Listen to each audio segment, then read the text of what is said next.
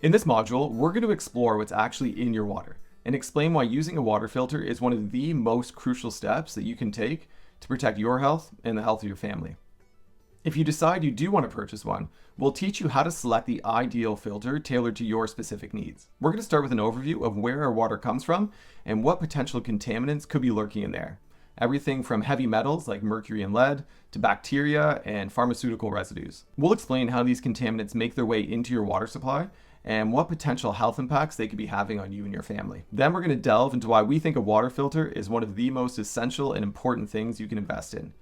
We'll discuss some of the considerations to be mindful of when you're making this decision. Moving on, we'll guide you through what different types of water filters are available and give you a clear guide on how to choose the right one for you. Whether you're looking for the gold standard in water filtration or a more cost-effective option, we'll give you the pros and cons and help you make the best choice. By the end of this module, you'll not only understand the vital role of water filtration, but you'll also be geared with the knowledge to help make the best choice for you and your family. In our next lesson, we're going to delve into the different contaminants that could be lurking within your water.